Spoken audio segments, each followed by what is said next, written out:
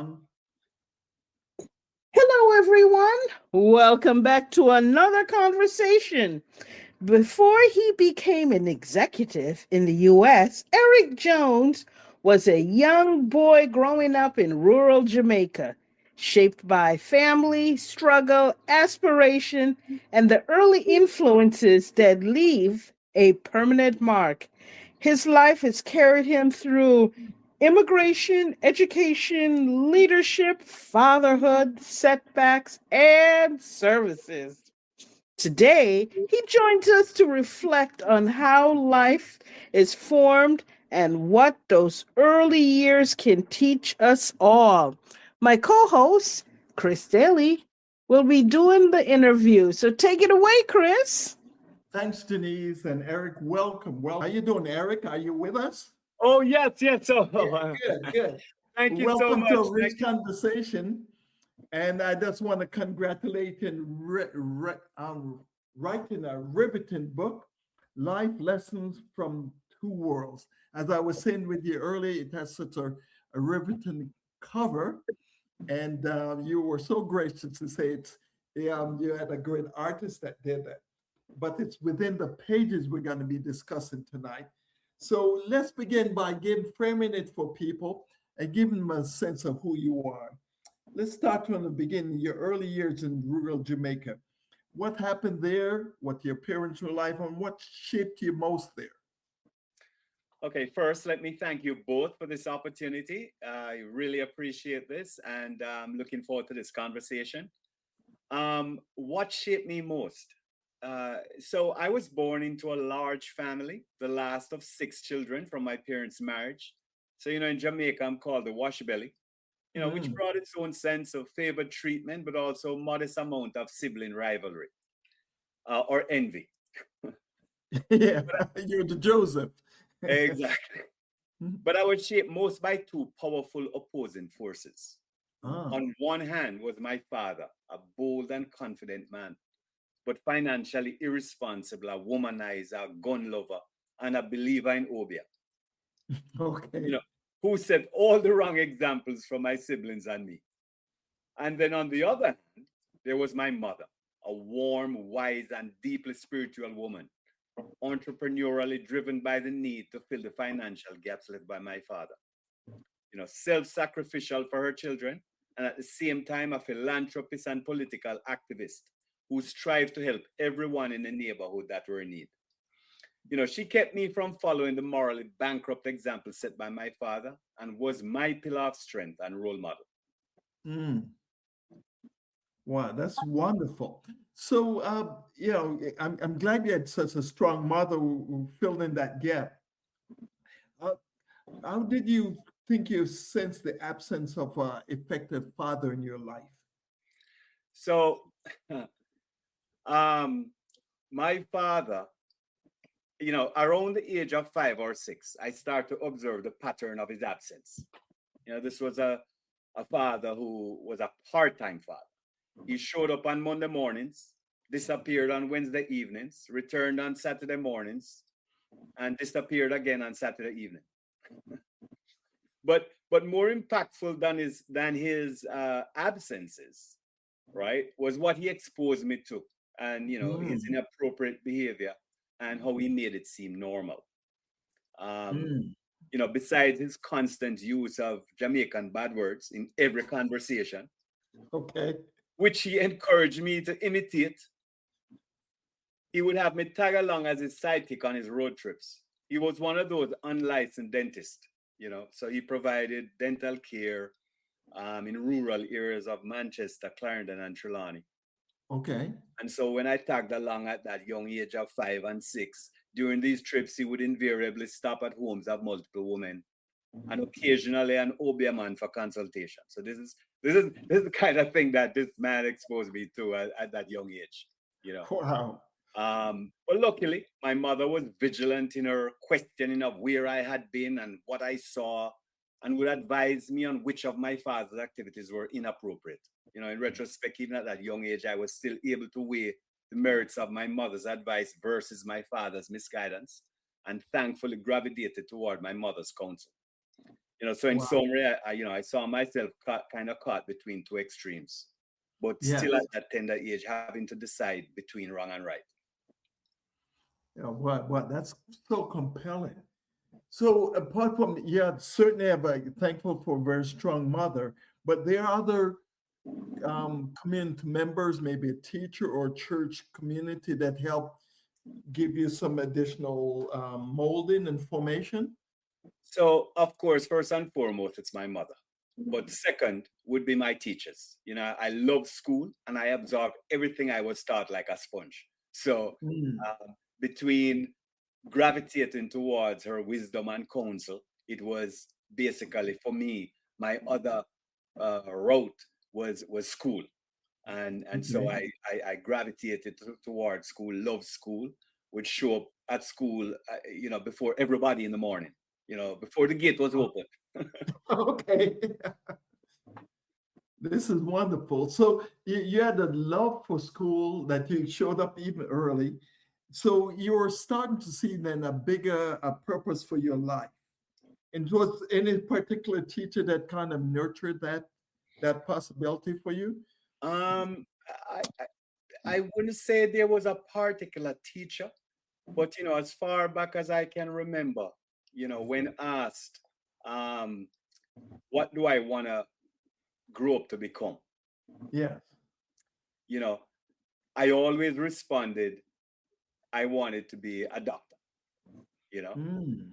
Um, and although my career path changed over time, and perhaps because I was academically a good student, I didn't see my circumstances or anything around me as an hindrance to being able to accomplish my dreams. Right. So, in some way I was blessed.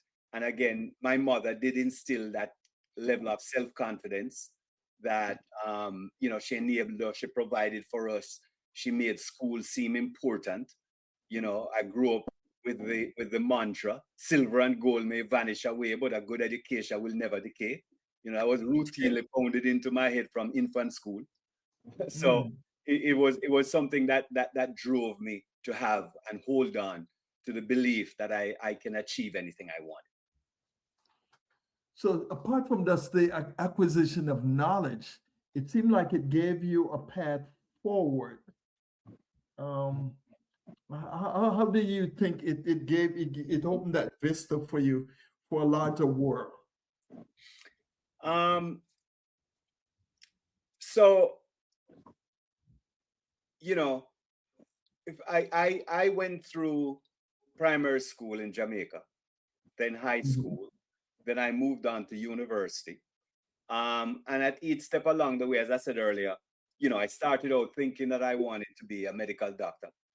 But although my path changed over time, I was still convinced that, or was still driven by the belief that I could achieve anything. You know, Great. and I guess I have to pay a tribute to my mother for that. A lot of that. And again, I grew up around my siblings, seeing them judiciously attending school, speaking of their own career ambitions, and so all of that kind of played into my drive to strive for better and achieve. Wow. One of your telling quotes is you said your heritage should strengthen us, not trap us. Hmm. And you certainly was able to navigate that path. Um, how did you come to that realization that given the circumstances of your life, you did not let that become any hindrance beyond us the influence of your mother, your own self-purpose? Right. So, from an early age, as I looked around, I started to recognize my family's ethnic diversity when we talk about heritage. Uh, Yes. However, also sensed from very early the oneness of all Jamaicans, most Okay. exemplified, of course, in our motto, which as a child I was made to repeat all the time out of many one people. Yes. I believe I speak for most Jamaicans when I say we put nationality above ethnicity, regardless of whether we're Black, Indian, Chinese, white, or multi-ethnic. And for this reason, I never grew up feeling any limitation or advantage based on race, any feelings or limitation would have had more to do with economic stratification of society, which we know exists. Yes. Basically the haves and the have-nots. It was not until I had my ancestry DNA test and commenced my family tree research for writing this book that I discovered the wide breadth of my own family roots, going as far back as 4 generations to 1799. Wow.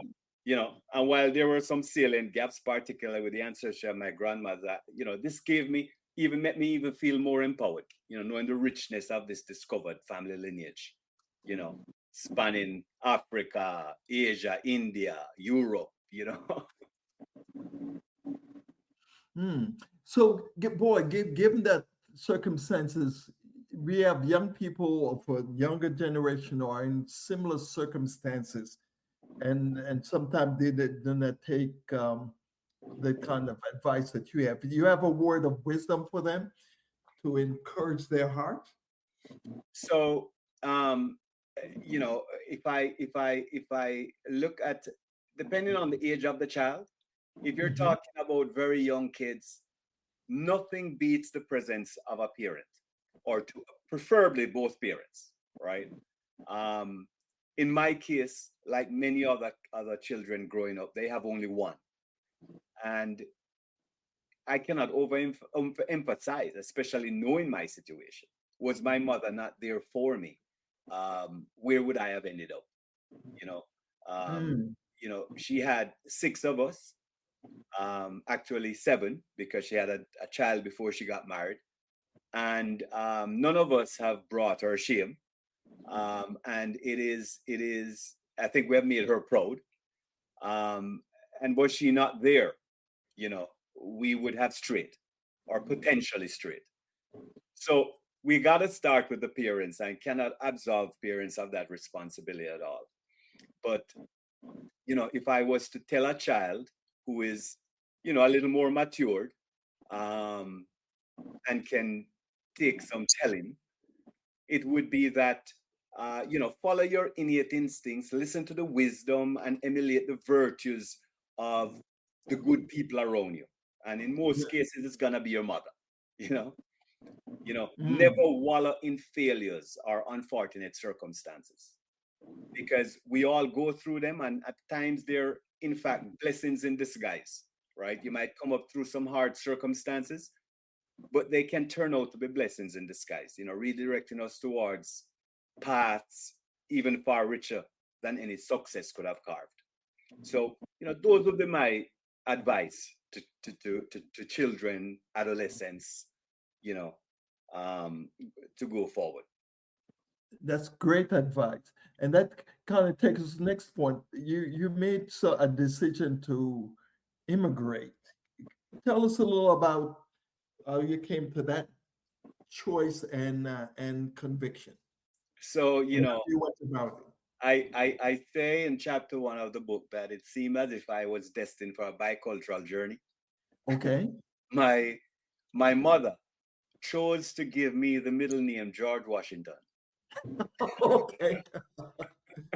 You know, I asked her at some point when I became cognizant that this was the name of the first president of the United States, why she chose to do that. At first, she said, she wasn't even thinking about it. She just wanted to add a distinction to my father, who was Eric Washington Jones. So she added George, Eric George Washington Jones. Got you. So I always think that somehow it is kind of a predestined path somehow.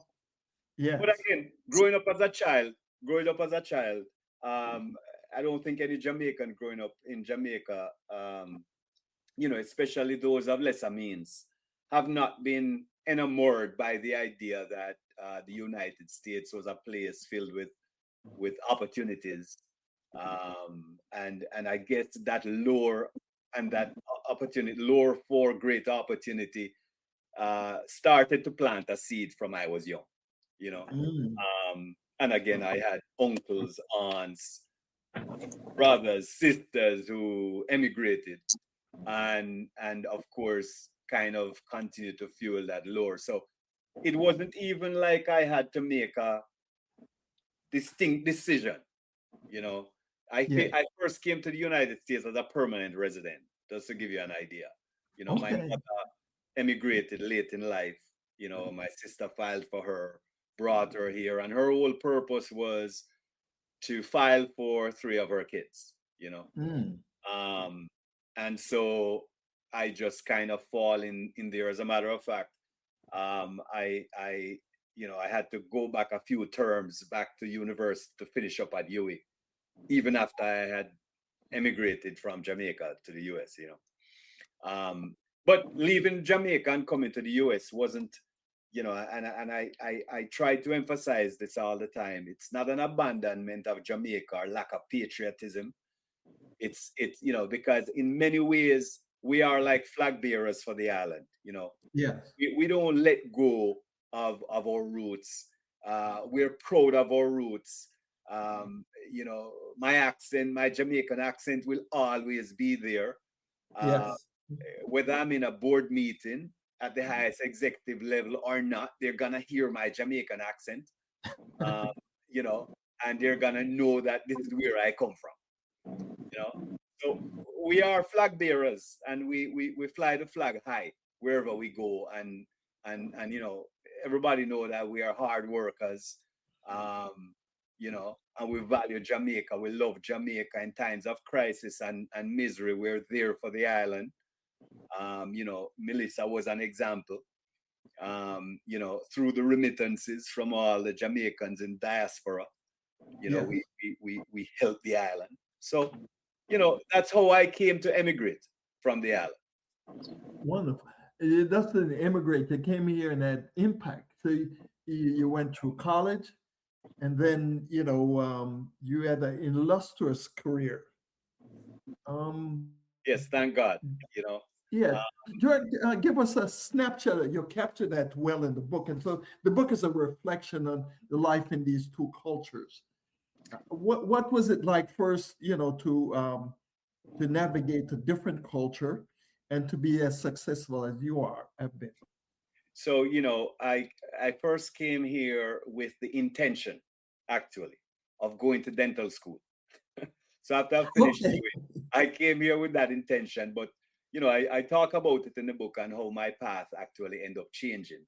You Mm, know, first job I had with a consulting agency, they provided tuition reimbursement, and but for something related to what their company was about, not dentistry. You know, right. and circumstances kind of dictated that, you know what, make use of this opportunity. So I ended up doing a master's degree. Um, you know, I went through a period of trying to deal with the inequities that are here in this country, inequities in the workplace, and I go into great depth about that in the book. Um, Hmm. and by inequities, you know, we're talking about, you know, we come from Jamaica with this idea that we're gonna be judged on merit, right? Hmm. And we're gonna do our absolute best, and the rewards will come. And that wasn't really the case. You know, I started to notice that I'm getting excellent reviews. I'm showered with accolades, you know, but you're seeing that things aren't aligning. So, you Mm. know, I took a step back and I said, okay, so I'm here in this country. Am I gonna continue in the private sector and deal with this potential uh, of, you know, others do it and others are successful at it. But for me, I said, you know what, I don't want to deal with this. So I looked for the alternative, and the alternative was public service. Okay. Because what I found was that in my research was that in the public sector, immigrants, minorities, had a greater representation and opportunity for advancement. And so I made my move, and I never regretted it. You know, part of it actually, the idea for public service was also something that resonated with me. This was my mother's kind of uh, fabric. That was her fabric, because she did a Yes. lot of public service. So working for an organization delivering public service that was gratefully impactful to the entire city, um, you know, provided a lot of satisfaction. And while there, another opportunity came around to do another master's degree, and so I pursued a second master's degree. Okay. And over time, my suspicions were correct, or my research proved correct, that I would be rewarded for my hard work. I'd be credited for based on my merit, and that continued for my 31 years at that organization. Wow. And you rose to the rank of senior vice president. So I rose to the rank of vice president, and then for Vice the president. last 7 months I was there, I was the interim senior vice president. Yes. Got you. Okay. Well, obstacles did not stop you, and I'm glad you chronicled this. That the journey in life is never a straight line; it's detour. It takes perseverance and stick-to-itiveness, and you certainly express that in this book. So people say these days folks are soft, right? When they run against resistance, they seem to wilt. Speak to those people today. Give them some encouragement. So and I don't why think why you yeah. I don't think that's a Jamaican trait, actually. Okay. Well, the audience may be, as you That's said, true. third That's true. That's generations. true. Yeah. But I think I gotta give credit to my nationality and my roots, because we tend not to back down. And just within my, I saw what my mother went through, and it's documented in the book, the struggles that she went through, and was still able to raise a family of seven children, and even adopted two along the way, despite her hardships and her childhood trauma. These were things that made me, when I think that I want to give up, or I think that a task is too hard, or a challenge is insurmountable, I just reflect on her, because I just could not back down from anything. And what I learned along the way, and this will serve for many others, you might not have a mother who give you that. You can lean on her experiences and her upbringing and what she taught you. But the reality is that when we think that we fail, right? Failure teaches a lot more than success. Yeah. So whenever you come across something, and it may just have been the fact that that is not your path, right? And you get redirected somewhere else, just hang on, never give up, and just believe that your destiny may not be what you thought it was. Be willing to make turns, be willing to absorb and think and listen and look, and be flexible, be adaptable. Adaptability is important. We might have our thoughts set on one particular thing, and just wearing blinders and not seeing the opportunities that surround us. Exactly. To write a book takes that kind of characteristic. So tell us a little bit what motivated you to write the book, and how, and why did you write? So I've always had the desire to be an author. And throughout my academic career, I've had to author theses for my master's. I've had a publication in the journal of, in the proceedings of a conference, but scientifically related. But never had the opportunity to write, a book, author an entire book that's non-academic. And from around 1997, I had this idea, and I jotted down some notes, and it just sat there dormant. At the time I retired, it dawned on me that this was shortly after I retired, that this was an opportunity. I took out that sheet of paper I had from 1997, I dusted off, I looked it over, and I said, what do I want to write about? I have experiences to share, but beyond those experiences to share, what have I learned that I can share with somebody else that somebody may find of value?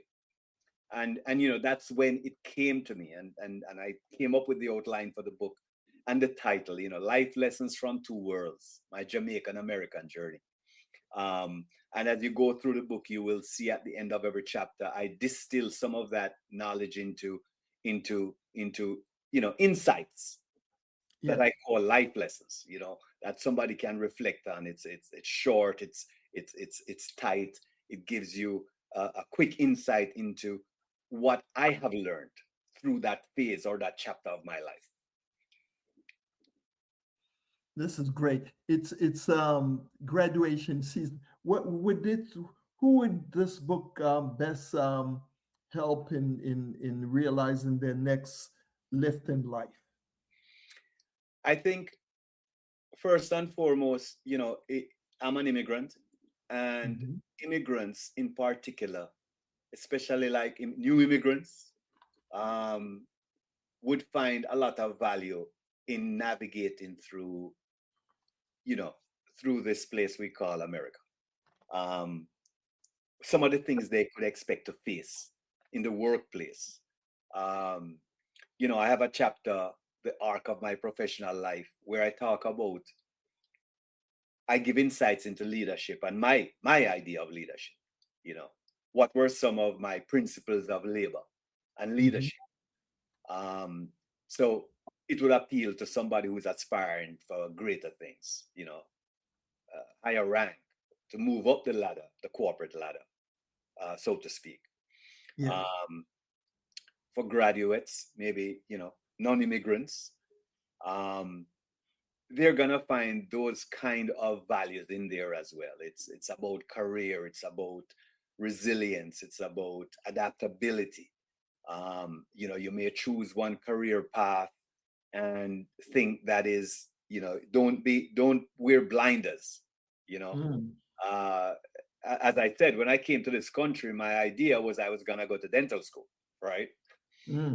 But the fact that I never ended up going to dental school, I have no regrets that I didn't, right? Because I found another path that served me well and brought me satisfaction, and brought me this kind of success I desired.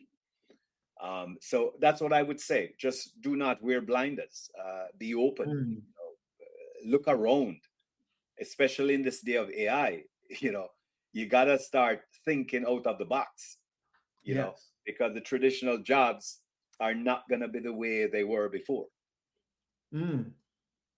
Thank you for saying that. So, yeah, this is your first book. I'm pretty sure we may be hearing from your pen again. What can we expect with you going forward? You're a young man, and you still have a lot of value and impact to give to both the U.S. and to Jamaica. Where's your vision there in your next phase of life? So absolutely, there are two phases. One is a continuation of my authorship, and in fact, I have a second book already lined up in my head. Okay. I won't reveal what it's about at this point because it's a little premature. But so I want to dedicate myself for the next 1 year to promoting this book, getting the message out there, because I believe there's a lot of value in there. So I want to get it in the hands of as many people as I can. And then at the end of that year, I will start to work on the second book. But alongside that, part of my dream, my work life, during my work life, I did some volunteer work, which I talk about in the book, which brought me great satisfaction. And I hope to find my niche in my retirement to do that as well, So I am looking for that opportunity where I can give of myself philanthropically, my time. So that's gonna be in concert with my continuing authorship. That's wonderful. So I know some people are going to be eager to really sink their teeth into this book. How can they get a copy of this? Okay, so it's available currently in 3 formats. It's in ebook, paperback, and hardcover, and it's all available on Amazon. If you prefer Barnes and Noble, you can go to Barnes and Noble. It's pretty much available in any other book platforms, but I tend to send everybody to Amazon. So you just go to Amazon, search for Life Lessons from Two Worlds, or search for My American Journey, or search for Eric G.W. Jones, and you'll find it. Fantastic. I also plan to start recording the audiobook, which Wonderful. I hope to complete sometime by the end of July, which I intend to do in my own voice, because as you may notice throughout the book, it's sprinkled with Jamaican proverbs and patois, especially where I'm recalling dialogue, I want to voice that so people, especially Jamaicans, will appreciate the patois pronunciations, and yes. So that's my next job for the next maybe month and a half. I want to complete that recording ahead of what I hope to be an official launch of the book. I think I'm now in the soft launch phase. Yes. Once I have the audiobook done, then I'll have it in all 4 formats, and then I'll set up what I call an official launch. That's so wonderful. Finally, my final question to you is: there's a young man, he's in Jamaica. He looks like young Eric Jones. Leave him a passing word that he would take steps, the giant steps that you have taken. What final word would you have for a young man like that? Never be limited by your circumstances, right? Never look around yourself and say, well, look, my circumstances are less than the other person, and therefore I can't, right? Never be limited by your circumstances. And always remember that a failure has value, right? You learn more from failures than from successes. Yes. Hang on to those things and just keep being ambitious, driving ahead, work hard,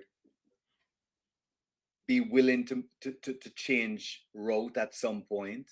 If you're going one direction and you seem as if it's not working, change path,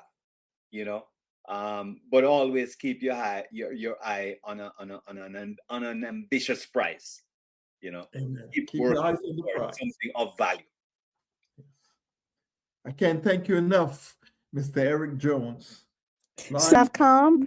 And to contact Eric Jones, visit ericgwjones.com.